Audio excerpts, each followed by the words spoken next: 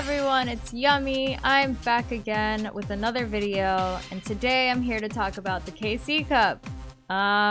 Hopefully you're working your way up to Duel level 20, which is the max level to get to stage 2 of KC Cup, and if you're already there, well, congratulations. You get to participate in stage 2 and compete for number 1 global, which will get you a free ride to Japan to Worlds next year. So, that being said, I'm gonna go over some top decks that you could be playing. By all means, play anything that you want. But for the most part, you're probably gonna be running into these decks that I'm gonna go over, and I could talk about how they work and how to counter them. Depending on your playstyle, you're gonna wanna run, I don't know, certain archetypes. I mean, I already have mine picked out. I might be switching decks in between, you know, just if I get too tilted with one deck, I have options. So it's always good to know multiple different decks, all that good stuff, how to counter them. I hope you enjoy it. Okay, first deck I'm gonna go over here is Vampires. This is actually Wayne's build. They won him the most recent MCS.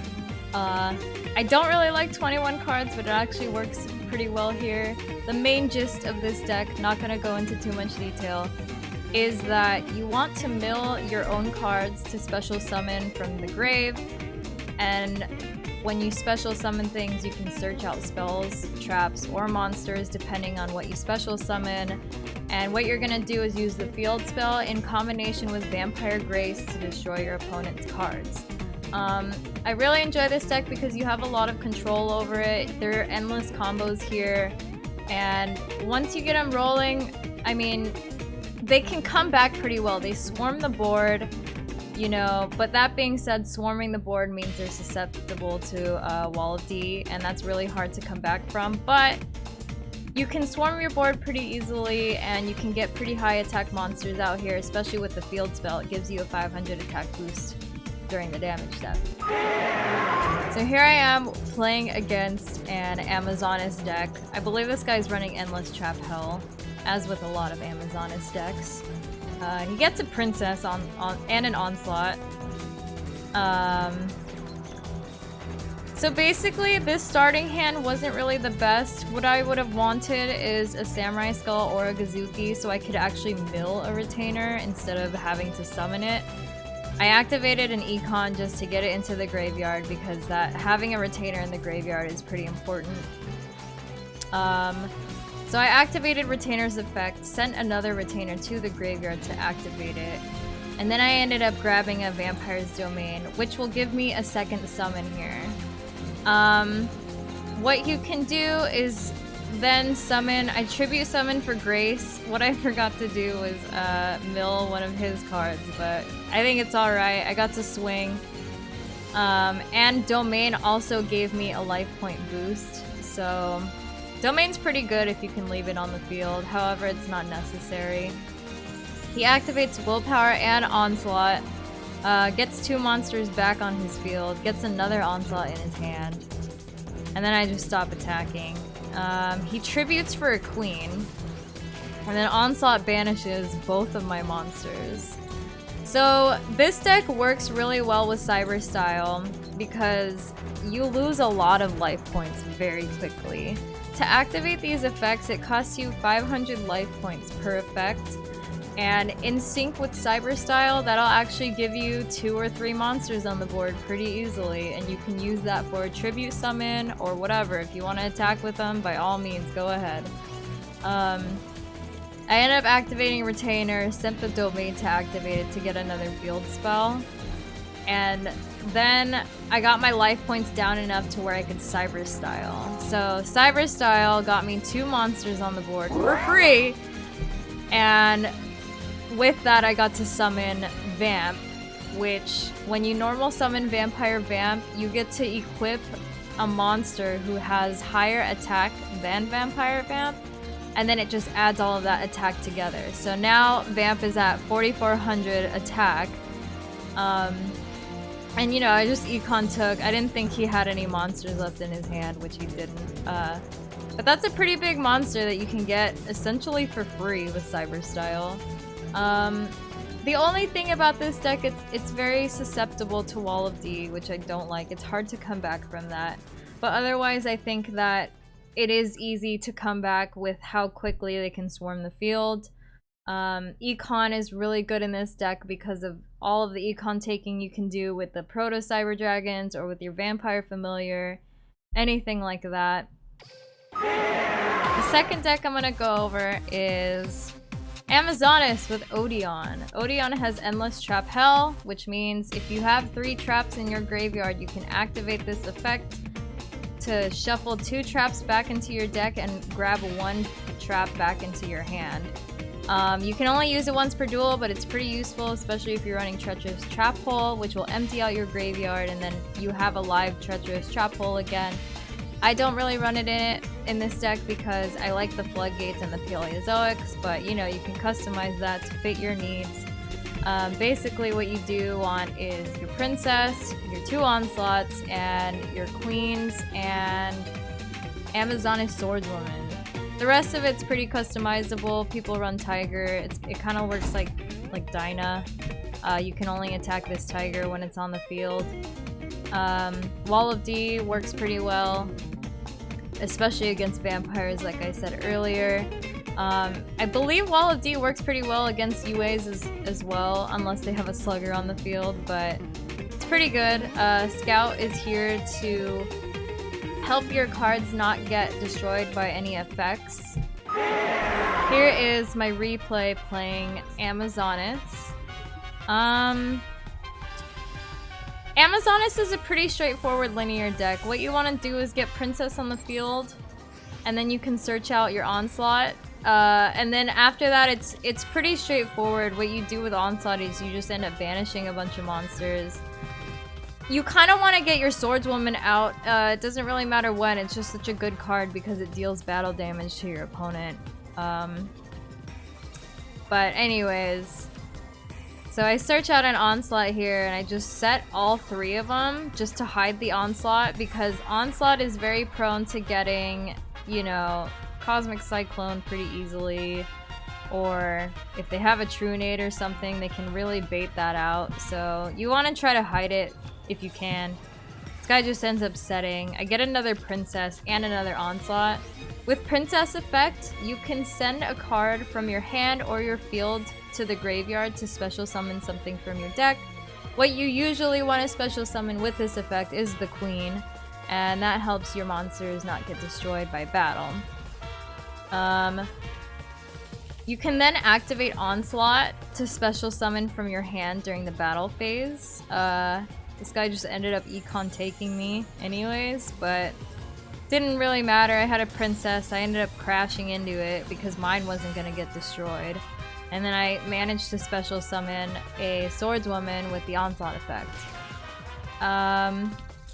So yeah, the comeback power of this is pretty strong as well. Look at like how filled this board is. This board just swarms everything. It's crazy.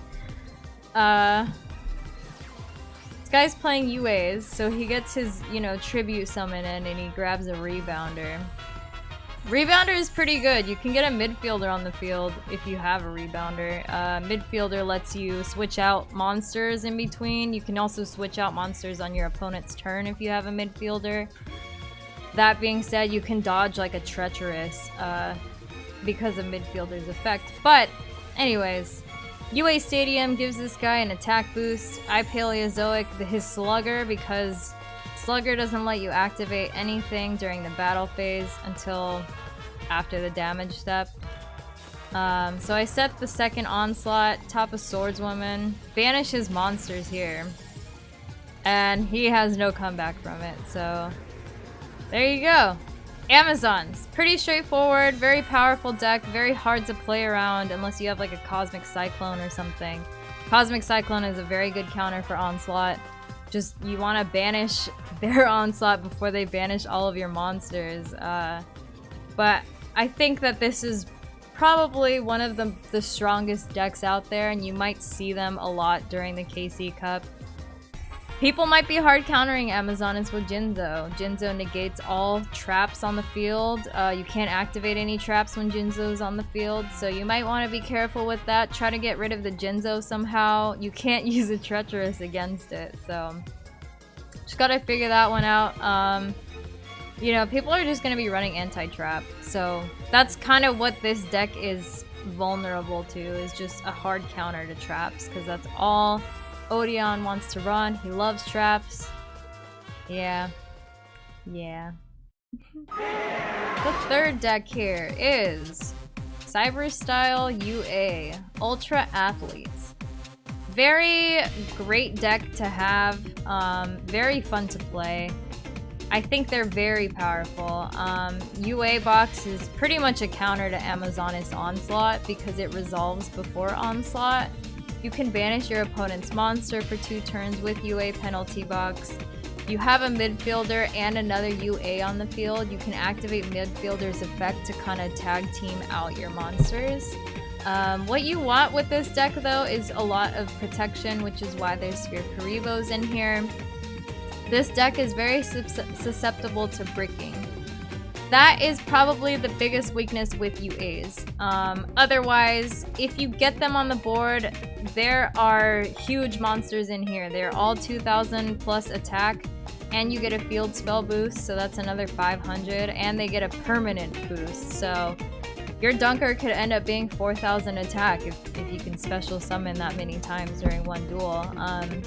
Cosmic Cyclone is here to counter anything like Onslaught. You can counter a Treacherous Trap Hole. Otherwise, very good deck. Slugger is the real MVP here. He lets you kind of go into battle phase without being scared of Onslaught because your opponent can't activate any effects. No monster effects. They can't even be Karibo'd until the end of the damage step. It says versus Odeon. I'm gonna assume it's versus Amazoness again, which you might see a lot of them during the KC Cup.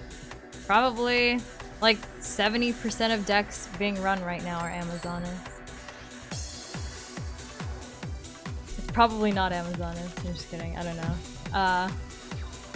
Here it is. Amazoness Paladin. Sets 2. I get the UA Stadium out on the field. That is like the #1 important thing you want to do with your starting hand. Hopefully you top a field spell in your starting hand. You could easily not, but if you do, you can get a midfielder out on the field, add a card from your deck to your hand, so you can search out anything, which is also why I love this deck. You have a lot of control over which monsters you can grab. Special summon this Slugger right here because Onslaught can't be activated when Slugger swings into a monster, but I end up getting Paleozoic anyways. So that stops my play there.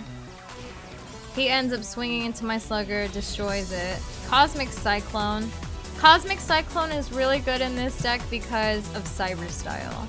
So basically, I targeted the wrong one anyways, but with that 1000 life points gone, I can now summon a Proto Cyber Dragon onto my field for free. Well, I guess for 1000 life points. And then I can normal summon Rebounder. And Rebounder's effect is when you normal summon it, you can either special summon a UA monster from your graveyard or from your hand to the field. So you get 2 monsters on the field just by normal summoning. I grab a midfielder here because it kind of acts as... I want to think of it as like UA's mass change in a way, because you know, you can swing with one monster if you have a midfielder on the field. And then you can swing with this midfielder, and then I activate it here.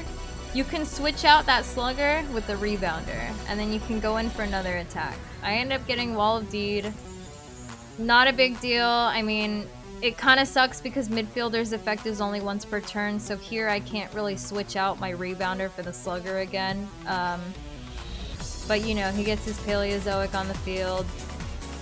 Here, when he declares an attack, I kind of save Rebounder from getting destroyed, bring it back to my hand. I bring out a Slugger again, but he gets floodgated.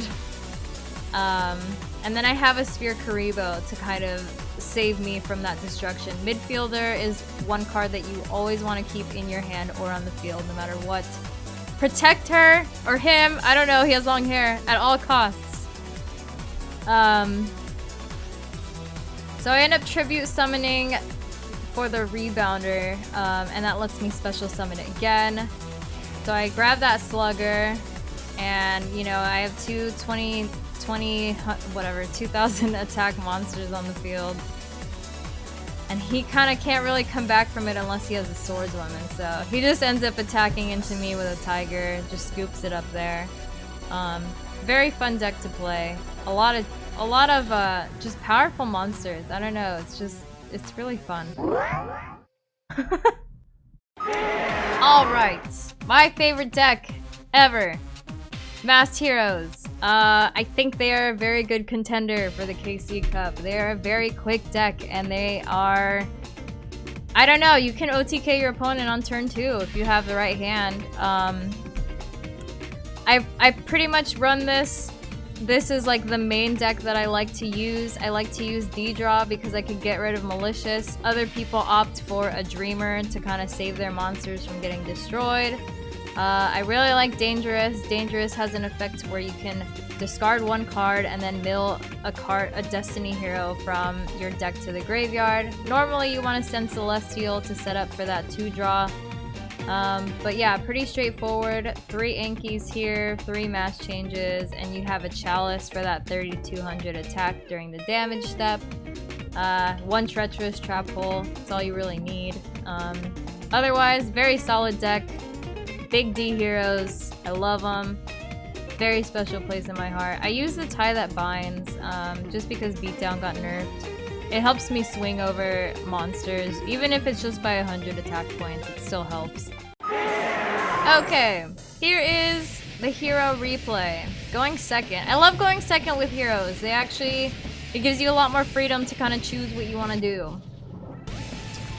So this guy's running Field of the Warriors. He's running heroes as well, so it's a mirror match. I was pretty scared, honestly. When you open with Vion in heroes, it's, you know, you have a lot of choice. You can grab a Poly into your hand, and you can summon Dangerous if you want. But this guy just ended up milling Malicious and getting 2 monsters on his field, and then he just ends his turn. Well, here I have 2 Vions in my hand, and he set 1, so I just end up Cosmic Cycloning off of that 1 back row, which is a Treacherous Trap Hole. But anyway, I get a Vion onto the field. I end up milling a Vion to grab a Poly to my hand. And then here I just activate Poly, and I get Trinity on the board, because I figure, hey, I can attack him twice, because he only has 2 monsters, but 2 times, and then I have a mass change, but I didn't need the mass change because that was game, so. Again, a very fast deck. Not all of your duels will go like this, but I couldn't help it. I had to have that Trinity Crush in there. I had that mass change, so it worked out pretty well. Okay, this last deck here is For Hire SSA. Call it a meme all you want, call it non-competitive. I have seen it in multiple meta weeklies. I've seen it run in the MCS. It's pretty crazy once you get this Wiz and Sea Stealth attack out on the board. It's very hard to play around. Wiz can negate spells and traps, and Sea Stealth attack pretty much destroys your monsters if they go into battle with your Wiz. So very hard to play around once this is set up. I didn't really include it in this, you know, deck list off to the side, but I do think they are still a good contender for the KC Cup. I have a Legendary Ocean in here just because the Umi is susceptible to getting Cosmic Cycloned. But, you know, I have Sphere Karibos in here for protection, your typical 3 beats, you got 1 Dyna, 3 Seals, and 2 Donpa. I took out the Recons to make room for Sea Stealth attack and Legendary Ocean, but I felt that Mayhem for Hire was a little bit more important to me than a Recon was, so that's why I took it out. This deck is, you know, it's not as consistent as the pre-ban list for Hires, but once you do get your board set up, they're pretty good. So here I have a For Hire replay against Rex Raptor. I believe he's running Titan Showdown? I can't remember. I get a beat in my hand. I didn't really draw very well. I had a Treacherous Trap Hole. So this hand kind of sucked in the beginning because I didn't really get a search for a monster, but Oh, he's running spell books. I see. I stopped his play right when he summoned the blue boy. So he grabs the secrets to set up for next turn. Sets 2. I get a beat. I use Mayhem for Hire here just to get a search. I end up searching a Wiz to get it on the field as fast as I could. I don't have a negate here, but I did summon the Wiz in defense because I figured he probably can't swing over it unless he has a Silent Magician or something, but even then he would have to destroy his own Silent Magician to get a Silent Magician level 8 and all of that good stuff. That Wiz defense is pretty high, it's very hard to swing over. Deals 1200 damage with the beat. He activates secrets, grabs another blue boy, and you know, he has a Spellbook of Fate. I can't negate anything because I don't have another for hire in my hand, but I do have a Sphere Karibo, and this guy went double power on me. Activated Spellbook of Fate to banish my Wiz. I Sphere Karibo his blue boy. He does not get that search.